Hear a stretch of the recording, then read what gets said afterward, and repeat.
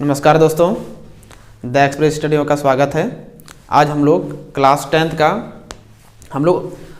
Math का पहला chapter वास्तविक संख्या जो रियल नंबर है, इसमें हम लोग ऑब्जेक्टिव क्वेश्चन को देखते हैं। तो आप लोग को पता है कि जैसे झारखंड बोर्ड ने ये क्या क्या है कि 40 क्वेश्चन ऑब्जेक्टिव रहेगा और 40 मार्क्स का जो है आपका सब्जेक्टिव एग्जाम लिया जाएगा। तो हम लोग क्या करते हैं, ये प्रत्येक चैप्टर बाय चैप्टर हम लोग सभी ऑब्जेक्टिव क्वेश्चन को हम लोग देखते हैं। तो आप लोग हम जितना ऑब्जेक्टिव क्वेश्चन यहाँ पर बताएंगे, इससे बाहर एक भी क्वेश्चन आप लोग को नहीं पूछा जाएगा। तो इसी टाइप से आप लोगों को क्वेश्चन पूछा जाएगा। एक भी क्वेश्चन इस टाइप से बाहर आपको नहीं पूछा जाएगा। पिछला साल भी ऑब्जेक्टिव क्वेश्चन लिया था, एग्जाम लिया गया था, तो इसी टाइप से क्वेश्चन को पूछा गया था। इसलिए आप लोग वीडियो को अंत तक जरूर देखिएगा। आप लोग इस चैनल पर भी बने रहिएगा। अगर नए हैं तो इस चैनल को सब्सक्राइब कर लीजिएगा। आप लोग को मैं पूरे सभी सब्जेक्टों का पूरा ऑब्जेक्टिव से लेकर के सब्जेक्टिव का तैयारी करवाऊँगा।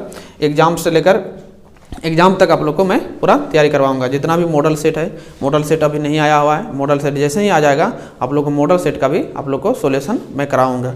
इसलिए आप लोग इस चैनल पर बने रहिएगा और अपने दोस्तों के साथ शेयर भी कर दीजिएगा। चलिए, तो पहला हम लोग इसको ऑब्जेक्टिव देखते हैं। तो हम लोग प्रत्येक चैप्टर बाय चैप्टर, यानी साइंस हो गया, सभी सब्जेक्ट का हम लोग देखेंगे। सबसे पहले ये मैथ है, आप लोग को साइंस का भी ऑब्जेक्टिव क्वेश्चन मिलेगा। इसको देखिए, ये जो है आप लोग को बहुत सारा बुक में भी आपको ऑब्जेक्टिव क्वेश्चन मिलेगा, लेकिन आपको कॉन्सेप्ट को समझना सबसे बड़ी बात होती है। अगर कॉन्सेप्ट को नहीं समझे तो आप आंसर को रट के याद नहीं रख पाइएगा। इसीलिए आप लोगों को मैं पूरा कॉन्सेप्ट के साथ बताऊंगा कि कौन सा क्वेश्चन का कौन सा आंसर होना चाहिए और कौन सा क्वेश्चन का कौन सा आंसर नहीं होना चाहिए। आखिर ये ऑप्शन क्यों सही हुआ, ऑप्शन पर आप लोग को सही अगर लगा रहे हैं तो हम लोग क्यों वो ऑप्शन सही है, ये चीज़ आप लोग देखेंगे। तो यहाँ पर जो है सबसे पहला क्वेश्चन है कि निम्न में 120 का अभाज्य गुणनखंडों के गुणनफल में गुणनफल कौन है। आपको ये गुणनफल के रूप में आपको बताना है। ठीक, तो इसमें आप लोग को तो लगभग सभी क्वेश्चन को आप लोग जानते होंगे। तो ये नहीं सोचना चाहिए कि आप लोग ये क्वेश्चन को देख रहे हैं, सब तो सब हम लोग जानते हैं, कितनों जानते हैं। लेकिन ऑब्जेक्टिव को आपको क्या करना है, उतने ही समय में, कम समय में आप लोग को ऑब्जेक्टिव क्वेश्चन को टिक लगाना है। सॉल्यूशन करने दीजिएगा तो आप लोग सॉल्यूशन एक बच्चा भी कर देगा, लेकिन आपको कम समय में सॉल्यूशन करना है। ये सबसे बड़ी बात होती है, यानी टाइम पर बैठ के। तो चलिए हम लोग क्या करते हैं, पहला नंबर का सॉल्यूशन करते हैं। देखिए यहाँ पर मेरा जगह है, इधर हम लोग पूरा क्वेश्चन को लिखे हुए हैं। तो आप लोग मैं यहाँ सॉल्यूशन करूँगा और यहाँ सॉल्व करने के बाद आप लोग को मैं पूरा वहाँ टिक लगा के दिखाऊंगा। तो देखिए पहला नंबर का है कि 120 का अभाज्य गुणनखंडों के गुणनफल कौन है। तो यानी गुणनफल के रूप में कौन सा होगा, ऑप्शन आपका सही होगा। तो सबसे पहले क्या करेंगे, 120 को हम लोग तोड़ देंगे। तो 120 को तोड़ देंगे, 120 को इसमें तोड़ देंगे। तो इस पर सबसे पहले छोटा से छोटा संख्या से चलाना है, अभाज्य संख्या से चलाना है। किससे चलाना है, अभाज्य संख्या। तो अभाज्य संख्या आपका कौन कौन होता है, नोट कर लीजिएगा। अभाज्य संख्या जो होता है, अधिक आवश्यकता नहीं है पर लिख देते हैं। अभाज्य संख्या सबसे पहला छोटा सा अभाज्य संख्या 2 होता है, उसके बाद आपका 3 होता है, 5 होता है, 7 होता है, उसके बाद आपका हो गया 11 हो गया, 13 हो गया, 17 हो गया, 19, 23, 29, 31, ये सब अभाज्य संख्या हो गया। तो इस तरह से आप लोगों को बहुत सारा संख्या होता है। 100 तक में 25 टोटल अभाज्य संख्या होता है। 1 से लेकर के 100 तक में 25 अभाज्य संख्या होता है। लेकिन आप लोग को इसी में से बस 30 तक याद रखिएगा, इसी में आप लोग उसको तोड़िएगा, उसी में आपका आंसर आ जाएगा। तो कितना हो गया, 2 हो गया, 3, 5, 7, 11, 13, 17, 19, 23, 29, 31। उसके बाद भी होता है, लेकिन इतने तक आप लोग को जानना है। तो इसमें क्या है, इसको याद रख लीजिएगा, लिख लीजिएगा। तो हम लोग सबसे पहले किससे चलाएंगे, 2 से। तो 2 से चलाएंगे तो कितना चलेगा, 60 गुना 120 हो जाएगा। फिर आपका यहाँ हो जाएगा 30 गुना 60 हो जाएगा। ये हो जाएगा आपका 15 गुना 30 हो जाएगा। फिर आपका 3 से चलेगा। छोटा संख्या से चलाना है, ये नहीं कि एक बार आप 5 से चला दिए, ऐसा नहीं। छोटा संख्या से बढ़ते जाना है, भाई संख्या से चलाते जाना है। तो अब क्या करेंगे, 3 से चलाएंगे, तो हो गया 3 × 5 = 15। आपका इससे आगे अब नहीं चलने वाला है। तो हम इसको गुना के रूप में लिखेंगे, गुणनफल के रूप में। तो गुणनफल के रूप में लिखेंगे तो हो जाएगा 2 गुना 2 गुना 2 गुना 3 गुना 5। तो यहाँ पर जितना भी दिख रहा है, अगर सेम संख्या है तो इस पर कितना है, पावर 1 है, इसका पावर 1 है, इस पर पावर कितना है, 1 है। तो सेम आधार अगर संख्या रहता है क्या होता है कि सभी पावर का जुड़ जाता है। तो यहाँ 2 है, 2 है, 2, तो यहाँ जाएगा 2 पर पावर 3 हो जाएगा, इसका जुड़ जाएगा तीनों, गुना इसका पावर 1 रह जाएगा, इसका पावर 1 रह जाएगा। अगर पावर के रूप में दिया है तो ठीक है, नहीं पावर नहीं दिया है तो हम लोग 2 गुना 3 गुना 5 हो जाएगा। तो आपका जिस ऑप्शन में यहाँ पर दिया हुआ है वो आपका ऑप्शन सही हो जाएगा। तो 2 पर पावर 3, तो 2 पर पावर 3 है, उसके बाद 3 गुना 5 है, तो 3 गुना 5 है। उसके बाद देखिए यहाँ 2 ऑप्शन लिखा गया है तो एक ही ऑप्शन होगा, यहाँ पर कोई दूसरा ऑप्शन हो जाए, मान लीजिए यहाँ पर 4 ऑफ कर देते हैं तो आपका ये हो गया। तो 2 पर पावर 3 गुना 3 गुना 5, 2 पर पावर 3 है, 3 गुना 5, तो ये आपका हो जाएगा कौन सा, ऑप्शन नंबर ए हो जाएगा। ऑप्शन नंबर आपका ए हो जाएगा। तो ये आपका नहीं होगा, ये भी नहीं होगा और ये भी आपका नहीं होगा, तो आपका ऑप्शन नंबर ए हो जाएगा। अब ये जरूरी नहीं है कि आपको 120 का ही पूछेगा, आपका कुछ भी पूछ सकता है। आपका 120 हो गया, 140 हो गया, 160 हो गया, कुछ भी पूछ सकता है। तो आपको इसी फॉर्मेट के रूप में आपको तोड़ करके लिखना है। तो ये हो गया। चलिए अब अगला क्वेश्चन को हम लोग देखते हैं।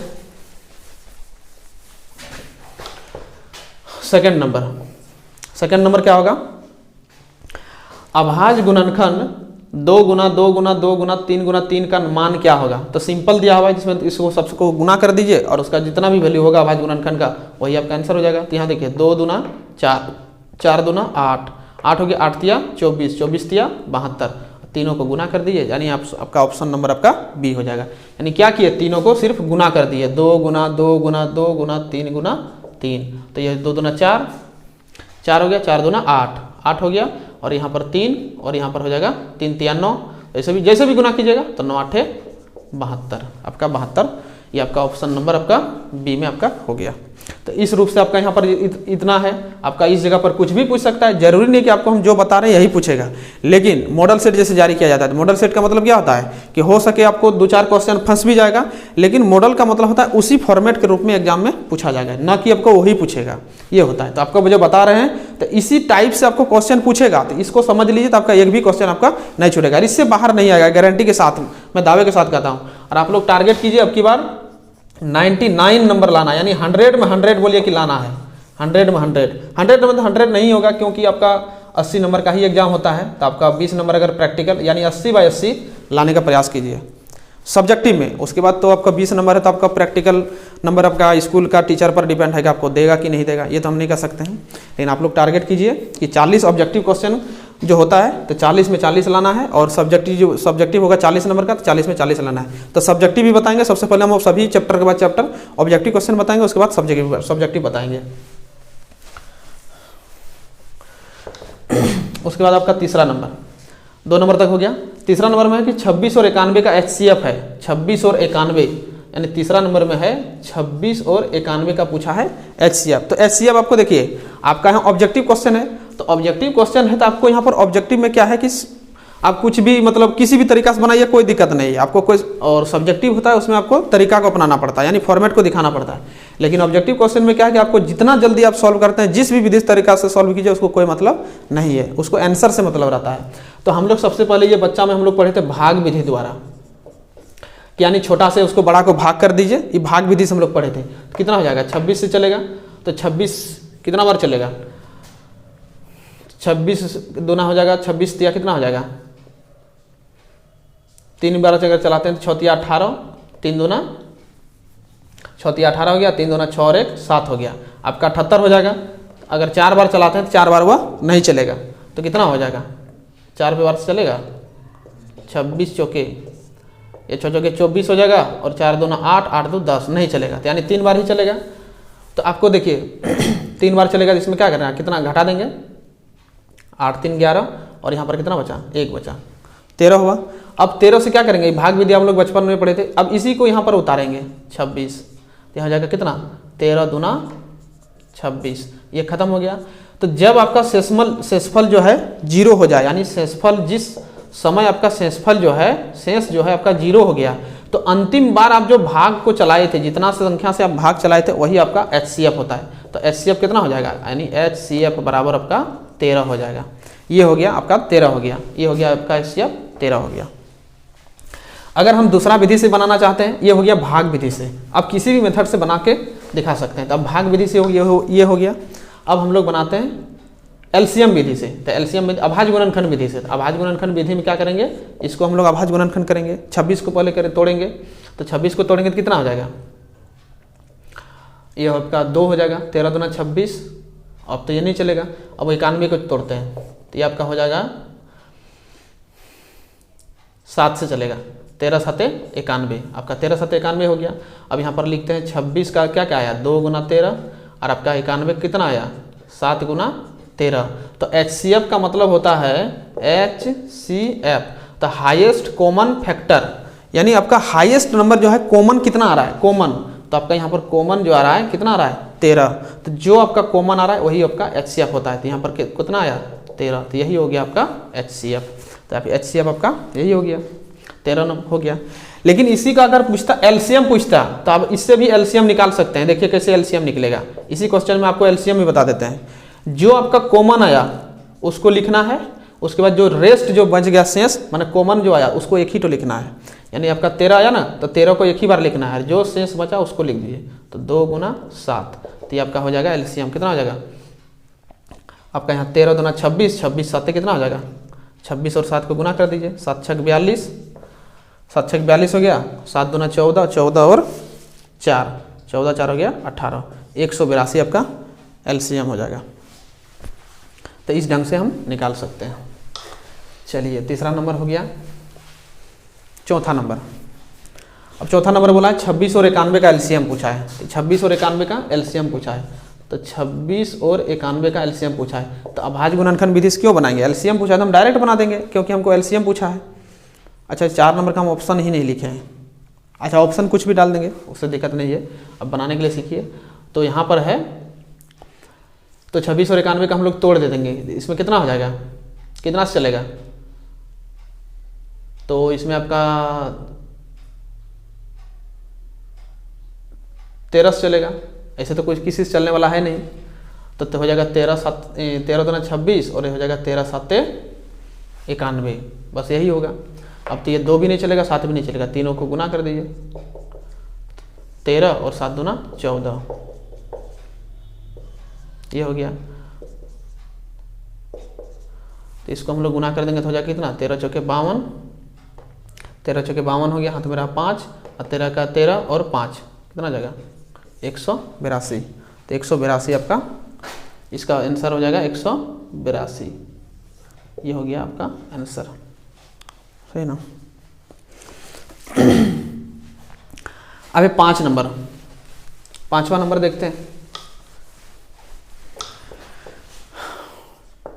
5वां नंबर, अब देखिए यहाँ पर क्या है 5वां नंबर में, HCF 26 91, यानी 26 91 का मतलब 26 और 91 का HCF 13 दिया हुआ है। अब फिर दिया है LCM आपको दिया हुआ है 26 91 का लिखा है LCM होगा, यानी HCF 26 91 13, यानी इसका 26 और 91 का HCF कितना दिया हुआ है 13।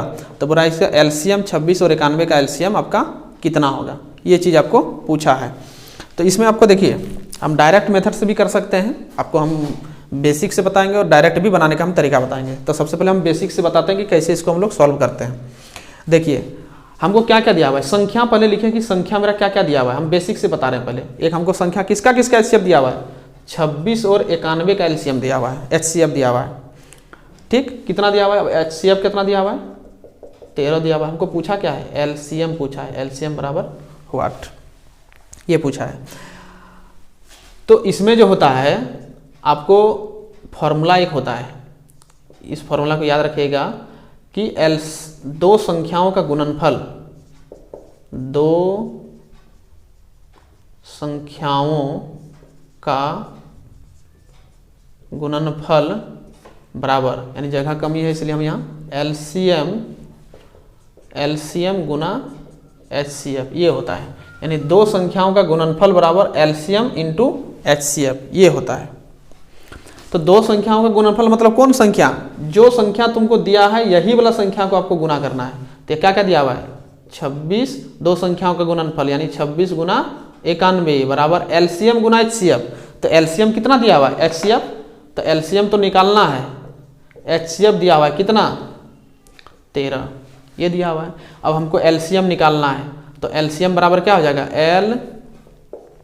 LCM बराबर क्या हो जाएगा, LCM को फ्री करेंगे तो आप लोग को पता है कि जिसके साथ में जो मल्टीप्लाई है क्या होता है, यानी LCM इसके साथ इंटू है तो ये बट्टे के नीचे चल जाएगा, तो ये ऊपर में आपका रह जाएगा 26 गुना 91, तो यह हो जाएगा 13 दुना 26 अथवा 13 7 91 ऐसे कर देंगे। तो 26 गुना आपका 7 हुआ, तो इसको गुना कर देते हैं। तो 7 7 6 42, 7 दुना 14, 14 और 4 18, 182। तो आपका 182 जिस ऑप्शन में ये आपका हो गया, सही हो गया 182, यानी ऑप्शन नंबर आपका बी, ऑप्शन नंबर आपका बी। ये हो गया बेसिक से। लेकिन इस तरह का कभी भी अगर पूछेगा तो हम लोग इसको डायरेक्ट कैसे बनाएंगे, देखिए डायरेक्ट कैसे बनाएंगे। तो इसमें क्या है कि दो क्वेश्चन दिया हो रहा है, दो संख्या दिया हो रहेगा। जैसे यहाँ पर 26 और 91, इस जगह पर कुछ भी संख्या दिया हुआ रहेगा और उसका एलसीएम अथवा एचसीएफ दोनों में से किसी को एगो दिया हो रहेगा। तो आपको सीधा सीधी ये समझना कि यहाँ पर एक, हमेशा याद रखिएगा, यहाँ पर क्या किया है, दो संख्या 26 और 91 दिया हुआ है। तो 26 और 91 दिया है, हमको इसका एचसीएफ दिया हुआ है कितना, 13, यानी दो संख्या 26 और 91 का एचसीएफ दिया हुआ है 13 है। हमको क्या पूछा है, एलसीएम 26 और 91, यानी इसी का हमको एलसीएम पूछा है। ठीक, तो हम लोग क्या करेंगे, सीधा सीधी जो संख्या दिया हो रहेगा उसको ऊपर में लिखेंगे। हमको जैसे मान ले क्या पूछा है, एलसीएम पूछा है ना, तो एलसीएम बराबर सीधा सीधी लिखेंगे जो संख्या दिया हुआ है, 26 और 91 दिया हुआ है तो उसको दोनों को लिखो ऊपर में गुना करके, और जो चीज़ दिया हुआ है उसके भाग कर दो। हमको क्या दिया हुआ है, एचसीएफ दिया हुआ है तो एचसीएफ पे भाग कर देंगे, 13 7 91, तो 26 और 13 को गुना करेंगे तो ये हो जाएगा आपका, हो जाएगा 182 हो जाएगा। अगर इसी जगह हमको एलसीएम दिया हो रहा था, अगर एचसीएफ दिया, जैसे सेकंड नंबर में दिया हुआ है, अगर हमको इसी जगह पर हमको एचसीएफ दिया हो रहा था तो सेम टू सेम वही करते, यानी जो दिया हुआ है दोनों संख्या को ऊपर में गुना करके, और जो दिया हुआ है एलसीएम दिया हुआ था, एचसीएफ दिया हुआ है, नीचे में उसको गुना कर देंगे, बस डायरेक्ट उसका आंसर निकल जाएगा। उतना बेसिक से नहीं बनाना है। अगर यही चीज़ आपको जाकर के सब्जेक्टिव में पूछ देगा, क्योंकि सब्जेक्टिव और ऑब्जेक्टिव आपको दोनों पूछेगा। कहाँ 40 नंबर जो आप 40 अंक जो आपका पूछेगा, 40 अंक जो है आपका पूरे बुक से कहीं से भी 40 अंक पूछ सकता है। 40 अंक का सब्जेक्टिव और 40 अंक का ऑब्जेक्टिव, फर्स्ट टर्म और सेकंड टर्म के हिसाब से नहीं पूछेगा। चलिए छठा नंबर, अब छठा नंबर की ओर चलते हैं। यहाँ दिया हुआ है कि एचसीएफ दिया हुआ है ए और 8, यानी संख्या आपको क्या दिया हुआ है, 6 नंबर में संख्या दिया हुआ है, यानी दो को संख्या दिया हुआ है, क्या क्या, एगो ए है और 8 है, ए और 8 है, उसका एचसीएफ दिया हुआ है। एचसीएफ कितना दिया हुआ है, एचसीएफ आपको 4 दिया हुआ है, एचसीएफ 4 दिया हुआ है।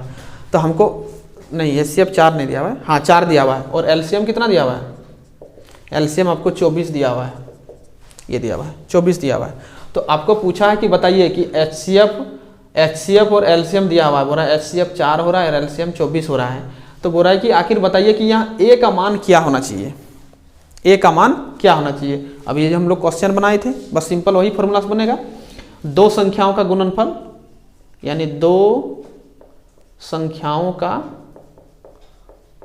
गुणनफल बराबर एलसीएम गुना एचसीएफ, ये होता है। तो दो संख्याओं का गुणनफल मतलब कौन संख्या है, ये जो एलसीएम और एचसीएफ जो दिया हुआ है किसका है, ये ही इसी का है, ए और 8 का ये एलसीएम और एचसीएफ दिया हुआ है। तो हम लोग दो संख्याओं का गुणनफल मतलब ए गुना 8 बराबर एलसीएम और एचसीएफ को गुना करेंगे, ये फॉर्मूला होता है, याद रखना है। दो संख्याओं का गुणनफल बराबर एलसीएम इंटू एचसीएफ। तो एलसीएम कितना है 24 और एचसीएफ कितना है 4। तो सीधा सीधे हम ऐसे भी काट सकते हैं, जब दोनों आपस में मल्टीप्लाई है ना, ऐसे काट सकते हैं, ऐसे काट सकते हैं, 8 का 8, 8 तिया 24, तो इधर बचा ए, तो यहाँ हो जाएगा कितना 3 गुना 4, यानी 4 तिया 12, ए का मान आपका हो गया 12। ऐसे डायरेक्ट हम कर सकते हैं। तो आपका ऑप्शन हो जाएगा, ऑप्शन नंबर आपका सी हो जाएगा, छठा नंबर का ऑप्शन नंबर आपका सी हो जाएगा। जो आप लोग को बता रहे हैं इस तरह से अगर बना लीजिएगा तो आपका एक भी एग्जाम में क्वेश्चन आपका छूटने वाला नहीं है। हम लोग 100 में 100 मार्क्स ला सकते हैं, यानी 80 में 80 ला सकते हैं 100 में। हाँ, तो 100 में अगर 20 में प्रैक्टिकल दे दिया तो 100 में 100 हो जाएगा। अब यहाँ पर देखिए 7वां नंबर, अब बोला है क्या कि 120 का मान दिया हुआ है, अभाज्य गुणनखंड के रूप में करके दे दिया, यानी 2x इंटू 3 पर पावर 1 इंटू 5 पर पावर 1 दिया हुआ है। तो बोला है तो x का मान ज्ञात कीजिए, यानी यहाँ x जो है, तो बोला है कि आखिर क्या होगा, x के जगह पर यहाँ क्या होगा जो ये अभाज्य गुणनखंड को पूरा करेगा। ठीक, तो वेरी सिंपल क्वेश्चन। देखिए यहाँ दिया हुआ है 7वां नंबर, तो 7वां नंबर में 120 बराबर दिया हुआ है 2x इंटू 3 इंटू 5 पावर 1 दिया हुआ है तो उसका मतलब तो वही हुआ, ये दिया हुआ है x बराबर पूछा है वाट, यानी x का जगह पर क्या होगा, तो सिंपल दिया हुआ है क्वेश्चन को, इसको सॉल्व कर देना। 120 बराबर 2x इंटू 3 पर पावर 1 मतलब 3 और 5 पर मतलब इतना हो गया। तो सीधा सीधी इधर हम लोग क्या करेंगे, यहाँ पर देख रहे हैं कि 120 है और इधर सब मल्टीप्लाई के रूप में है, तो आपस में इसको डिवाइड हम लोग कर सकते हैं, काट सकते हैं, इसको काट देते हैं। इसको हम लोग काटेंगे 5 का 5, तो आपका हो जाएगा यहाँ पर 5 का 5 हो गया, तो यहाँ पर हो जाएगा 5 दूना 10, 5 दूना 10 हो गया, यहाँ पर बचा आपका 2, तो 5 चौके 20 इतना हो गया। अब फिर 3 का 3, 3 8 24, यानी 8 बराबर 2x, तो यहाँ पर अब फिर हम लोग x को फ्री करेंगे तो हो जाएगा 8/2, यानी 4 दूना 8, यानी 4 आया आंसर, x बराबर 4। तो x का मान कितना हो जाएगा, ऑप्शन नंबर डी। अब यहाँ पर दिया हुआ है 8वां नंबर में कि निम्न में कौन सा कथन सत्य है, निम्न में कौन सा कथन सत्य है, ये पूछा है, सत्य सत्य पूछा है। तो r दिया हुआ है, r माने r बड़ा होगा b से, फिर दिया है r छोटा होगा 0 से, r जो है लेस देन आपका b है, फिर नन का मतलब नन ऑफ दीज है, तो आपका कौन सा ऑप्शन सही होगा। तो यूक्लिड विभाजन विधि से, देखिए यूक्लिड विभाजन विधि से हम लोग पढ़े हैं, अगर कोई भी संख्या से हम लोग भाग देते हैं, जैसे मान ले 3 से हम लोग 18 को भाग दे रहे हैं, ठीक, तो 3 से 18 को भाग दे रहे हैं तो क्या होता है, इसे हम लोग भाग देते हैं, चलो 19 लिखते हैं, तो हो जाएगा कितना 6 या 18, 1 बचेगा। तो इसको हम लोग क्या कहते हैं, इसको हम लोग कहते हैं भाज्य, इसको बोलते हैं शेष, इसको बोलते हैं इसको बोलते हैं भागफल, भागफल, इसको बोलते हैं भाज्य और इसको बोलते हैं भाजक, ठीक। तो भागफल को हम लोग इंग्लिश से बोलते हैं क्वोटेंट, तो इसलिए इसको डिनोट किया जाता है Q से, और शेषफल को हम लोग बोलते हैं रिमाइंडर, इसीलिए इसको डिनोट किया जाता है R से। और इसको भाजक को जो है, इसको जो है भाज्य को हम लोग बोलते हैं A बोला जाता है, A से डिनोट किया जाता है, भाज्य को A से डिनोट किया जाता है। और इसका जो है ये भाज्य हुआ, यानी भाज्य को A से डिनोट किया जाता है, और ये जो है इसको B से डिनोट किया जाता है। तो इसीलिए फिर क्या हो जाएगा, तो हिंदी में हम लोग लिखते हैं क्या होता है, भाज्य बराबर भाजक गुना भागफल जोड़ शेष, ये होता है। तो भाज्य किसको बोलते हैं, भाज्य जो बोलते हैं किसको बोलते हैं, इसको A बराबर,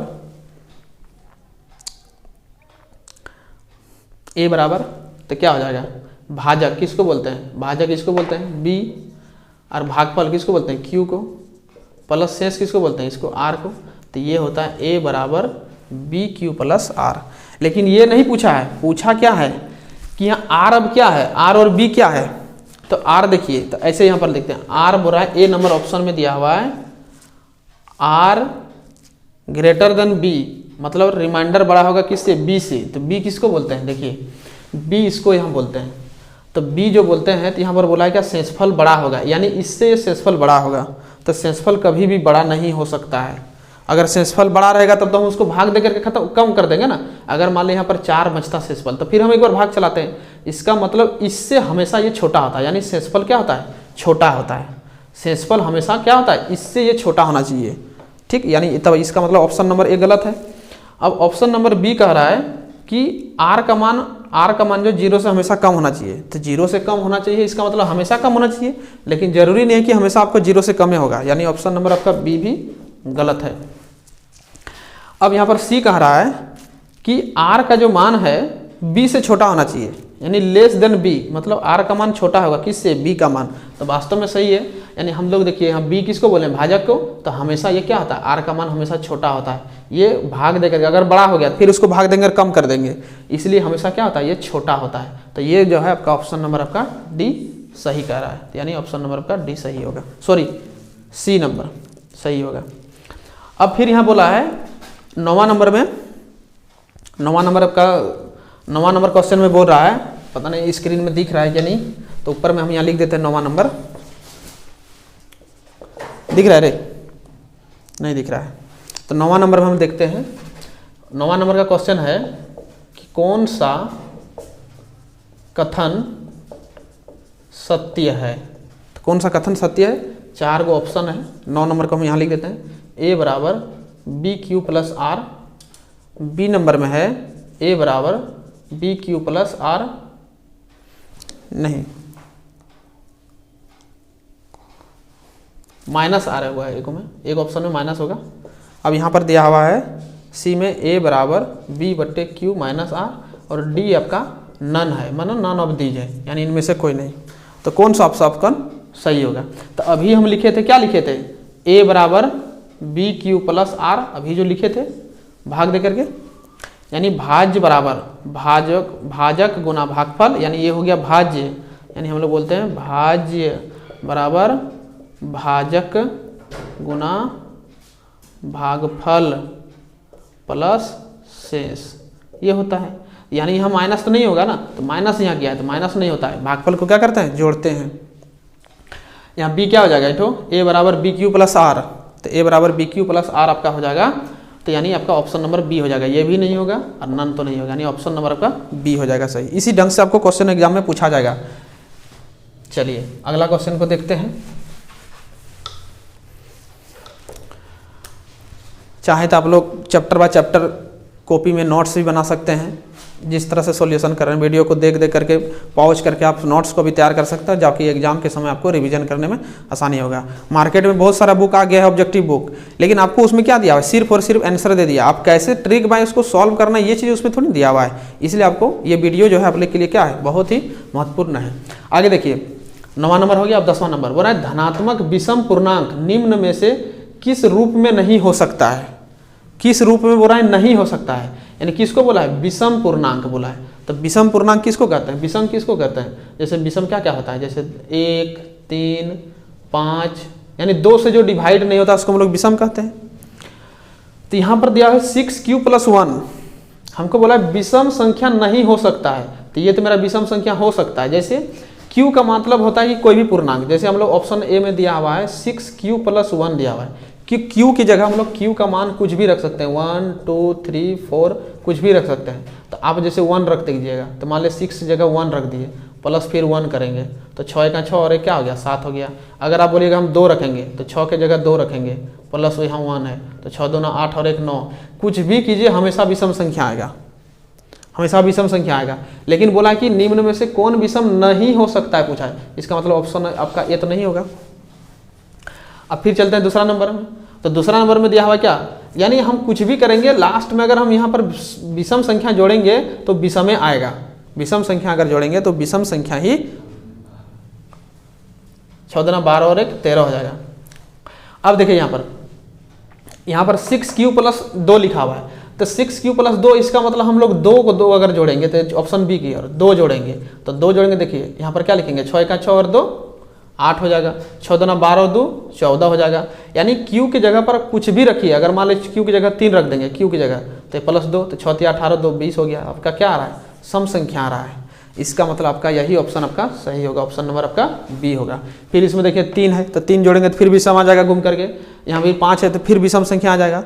इसका मतलब हो गया कि हमको पूछा है कौन नहीं है, यानी विषम नहीं है, इसका मतलब सम है, तो आपका ऑप्शन नंबर आपका बी हो जाएगा। अब इस सब क्वेश्चन को सॉल्व करने का आवश्यकता नहीं है। देखिए अब धनात्मक सम पूर्णांक निम्न में से किस रूप में हो सकता है, बोल रहा है सम पूर्णांक किस रूप में हो सकता है, सम होना चाहिए। तो सम होना चाहिए क्या, इसको तभी हम लोग देखें कि ये 1 जोड़ेंगे तो लास्ट में विषम है। हमेशा याद रखिए कि अगर विषम संख्या जोड़ेंगे ना तो विषम में आएगा। तो देखिए ये तो नहीं होगा, विषम हो जाएगा, ये भी आपका विषम हो जाएगा, ये भी आपका विषम हो जाएगा। लेकिन यहाँ लिखा है 2q, इधर कुछ ऐड नहीं किया है, तो हम लोग यहाँ पर कुछ भी रखेंगे ना तो हमेशा वो सम बन जाएगा। जैसे देखिए डी नंबर में आपका यही ऑप्शन आपका सही होगा, 2q है तो q का मान अगर 1 रखेंगे तो मेरा 2 आएगा, q का मान अगर 2 रखेंगे तो 4 आया, q का मान अगर 3 रखेंगे तो देखेंगे 6 आ जाएगा। इसका मतलब हम विषम संख्या सम संख्या कुछ भी रख रहे हैं तो मेरा क्या आ रहा है, सम आ रहा है। तो इसीलिए मेरा कौन हो जाएगा, ऑप्शन नंबर आपका डी हो जाएगा। चलो आगे, अब 12 नंबर। तो 12 नंबर में क्या है कि बोला कि 5 + 2√3 किस प्रकार की संख्या है, एक पूर्ण संख्या है, एक परिमेय संख्या है और एक अपरिमेय संख्या है। तो आप लोग को पता है, आप लोग 1.3 एक्सरसाइज 1.3 में आप लोग बनाए हैं कि रूट अगर रहता है, अगर कोई भी अगर किसी में अगर रूट लगा हुआ रहता है तो वह क्या होता है, वह अपरिमेय संख्या होता है, परिमेय नहीं होता है। आप बोलेंगे कि सर 5 जो है मेरा परिमेय संख्या है, लेकिन 5 परिमेय है, लेकिन इसके साथ में मेरा अपरिमेय जुड़ रहा है, तो परिमेय में अगर अपरिमेय जुड़ गया तो उसको अपरिमेय बना देता है, तो ये भी नहीं होगा आपका परिमेय संख्या, ये भी नहीं होगा आपका, क्या हो जाएगा ऑप्शन नंबर आपका सी हो जाएगा, अपरिमेय संख्या है। फिर बोल रहा है 17/8 का दशमलव प्रसार क्या होगा, तो ऑप्शन है शांत, अशांत, ये चीज दिया हुआ है। तो देखिए 17/8 दिया हुआ है, तो शांत का प्रसार का रूल होता है, फॉर्मेट होता है इसे कि अगर आपका हर में अगर 2 पर पावर m इंटू अगर 5 पर पावर अगर n रहेगा, इस रूप में रहेगा, यानी 2 गुना 5 के रूप में अगर आपका आया, 2 गुना 5 के रूप में अगर आ रहा है हर, नीचे में हर जो है वह 2 गुना 5 के रूप में आ रहा है, तो आपका दशमलव प्रसाद क्या होगा, शांत हो जाएगा। तो कैसे देखिए, यहाँ 17/8 है, तो नीचे हर को तोड़ेंगे तो क्या हो जाएगा, 2 गुना 2 गुना 2 आया, तो यानी 2 पर पावर कितना हो जाएगा 3, तो 2 पर पावर 3 आया, तो हम लोग 5 पे पावर 0 कर सकते हैं ना, यानी 2 गुना 5 यानी 2 पर पावर m इंटू 2 पर 5 पे पावर हम लोग n के रूप में आ गया, तो ये मेरा शांत हो गया। लेकिन यहीं पर अगर मेरा मान लेते हैं कि यहाँ पर मान ले 13 रहता, यानी 17/13 रहता, यहाँ नहीं दिए हैं क्वेश्चन, लेकिन मान लेता 17/13 रहता, तो 13 को तोड़ेंगे तो क्या होगा, टूटेगा नहीं, तो यानी मेरा यहाँ 2 गुना 5 के रूप में नहीं आ रहा है, तो इसका मतलब मेरा क्या हो जाएगा, अशांत हो जाएगा।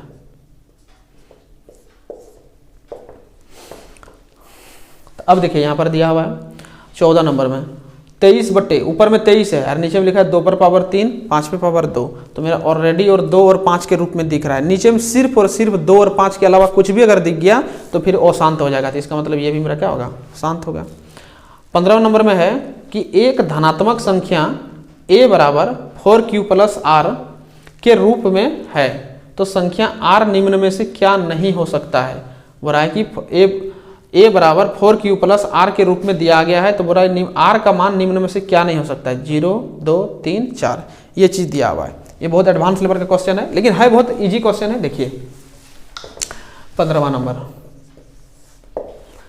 क्वेश्चन क्या है, क्या नहीं हो सकता, दिया क्या है, a बराबर 4q + r दिया हुआ है, ये दिया हुआ है। बोल रहा है कि इसमें क्या मान, किसका मान नहीं हो सकता है, तो हम लोग सबसे पहले समझते हैं a क्या है, तो ये मेरा भाज्य है, यानी भाज्य बराबर भाजक गुना भागफल जोड़ शेष है, तो ये है, तो ये 4 मेरा दिया हुआ है, इसका मतलब क्या है, मेरा 4 क्या है, 4 मेरा भाजक है, इसका मतलब कोई संख्या का हम लोग क्या कर रहे हैं, 4 से भाग कर रहे हैं।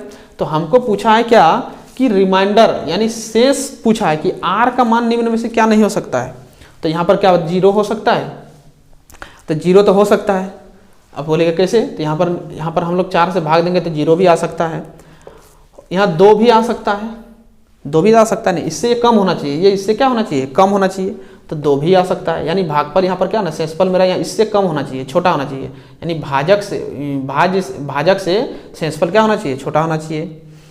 फिर सी नंबर में दिया हुआ यहाँ 3 है, तो 3 भी आपका हो सकता है क्योंकि इससे ये छोटा है। लेकिन बोला है चौथा नंबर में दिया हुआ 4, तो अगर मान लेते मेरा शेष में अगर 4 बच गया, तो 4 बच गया तो हम 4 से एक बार भाग लगा सकते हैं, तो फिर 4 से एक बार भाग लगाएंगे तो मेरा फिर कट जाएगा और बचेगा 0। इसका मतलब मेरा शेषफल में 4 नहीं हो सकता, इसका मतलब ऑप्शन नंबर आपका डी हो जाएगा, ऑप्शन नंबर आपका डी हो जाएगा।